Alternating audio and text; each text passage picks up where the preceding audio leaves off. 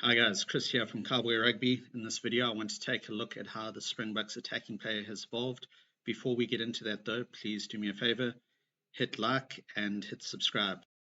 So these clips are from their game against the All Blacks at Twickenham last year. You'll see the attack is still quite basic. There's nothing too creative about it, but a long way from what was happening in 2018. Here you'll see they've got some scrappy ball from the scrum, so Faf lobs it to Andre Esterhuizen, who just trucks it up. There's nothing fancy about what they're doing. They're just using brute force to get over the gain line, bashing it up a few times.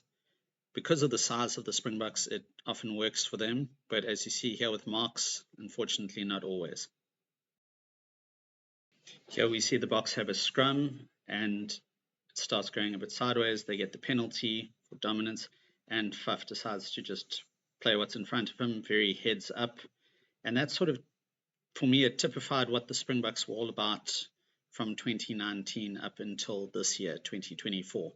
Playing what's in front of them, playing heads up rugby. If we look at this clip, you can see there is a bit of structure. They've got a three-man pod with the option to pass the ball out the back, but that option wasn't taken too often. Here we see Kobus Reinach, he was brought on the wing, taking a crash ball. Boks take it up again. Out here could have popped the ball out the back, but chose to just cart it up. If you look at his play now in 2024, he's getting a lot more offloads. Think of the game against Portugal. Up next, there's quite a simple move. It's Esterhuizen just pop head out the back. You can see Moody blocking off a bit there with his angled run.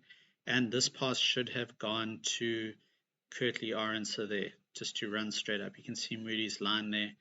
Arendse should have gone through the gap, but the pass goes out far. You can see the space in behind the outside defenders rushed up, and there was a line that he could have run through there.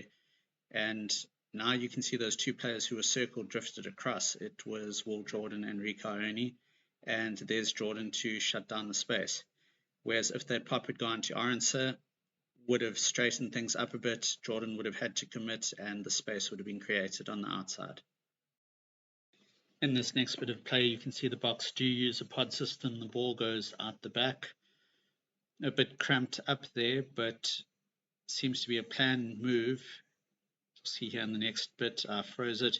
You can see Mapimpi pointing ahead, and there's a group of three players rushing forward. And Willemse puts the kick through, puts the All Blacks under quite a bit of pressure. So they're just hoping for a kind bounce there. In this next clip, we see the Boks swinging the ball out behind a number of blockers. We've got two playmakers there in Lebok and Willemse. It does get the ball wide really quickly and gets a bit of space, but it doesn't commit the defenders, and you can see them shifting here. They know the ball's going out wide, so they just drift across there and cut down the space. The Boks do make some nice gains there, but it's not freeing them up to score any tries. Here we can see they're using a ball out the back. They've got 3 and 2, and the ball goes to out here again. Again, note the difference. Here he just trucks it up. Against Portugal, he was getting great offloads. Here, Lebok could have gone around the corner with Willemse coming around, popping out to the center, drawing men. They would have created the overlap, but it just didn't happen. Here, Ireland box kick, but he catches it at the back and sets up more. And Faf immediately passes out to a pod of forwards who crash it up. Now the Boks had been doing this for a while, and it looked like they were going to be doing it again, but watch Faf looking back there. Swings the ball out the back, and immediately a long pass gets the Boks on the front foot. There's Peter Steff running the outside channels. He draws in quite a few defenders there. De Allende holds up the ball, and here we have Pollard and Villy in a dual playmaker role. Ball goes out to Bongi. He immediately pops it back. Nice pass there.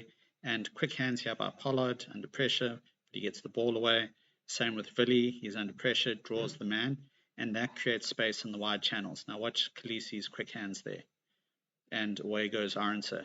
So having Khaleesi there as the extra man, he's got exceptionally good hands for a Lucy, and he just creates the space on the outside that they needed. So think back to those earlier clips from the All Blacks in 2023. There's already a lot more variation. The Boks are using that ball out the back a lot more. And what's different is that it's actually coming off and working a lot better. Here we see a nice long flat pass. setting up play in midfield, quick clean out, and watch the ball out the back here, create some space, and there's that grabber option again that we saw earlier. Willemse used it to pressure the All Blacks at Twickenham, and now Pollard's doing the same thing a year later against Ireland. Here we see some nice variation from the box. Khaleesi passes to Faf, who's drifted wide, passes to Creel, immediately over the gain line. Colby comes into clear. Quick ball out there. Now watch Peter Steff with Dallendy, same move as Esterhuizen and Canan Moodie against the All Blacks at Twickenham last year. Quacker then pops to Pollard, who puts that familiar grabber through. Didn't quite work out this time, but it did put the Irish under a bit of pressure. Here we can see the box trying something different from a line-out. They set up their basic play with the pod, but then put a little chip over the top. So a bit of misdirection there. Nearly worked for them, but just didn't quite come off. Next up, we see the box taking it up from a maul. Keep an eye on Lekanyo here. Good fight in the tackle and not held, so he goes again. Now I've slowed up this next clip, or next bit of the clip. So watch Salman Murat here. He's going to be the receiver, and he pops a nice pass out the back, draws in a couple of players. Jan Grobler's nice and tight, so blocks players off, and Mani Libok gets a fantastic pass away. And here we see the difference between Willie Leroux and Apelele Fassi. Fassi's more of an athlete, more of a strike runner, and Willie's more of a creator. These next few clips are from the box against the All Blacks 2024, and they're just highlighting how the Boks have evolved their attack more. There's more guile and there's a bit more creativity. So watch, a pod is set up here, and Dallendy, instead of crashing it up, swings the pass out. So they've drawn in a number of All Blacks there. They think Ox and Malherbe are going to clean, but the ball goes out one further, and then Dallendy becomes the cleaner. So he's apparently got the best pass in the Boks squad, according to Tony Brown, and they're using him a bit more in a creative role. They also seem to be using the faster scrum halves more. So we've seen Grant Williams on the bench a lot. I made a video showing where I think he is going to be Tony Brown's go-to guy in the scrum half position. And he's actually starting this week in the second test against the All Blacks.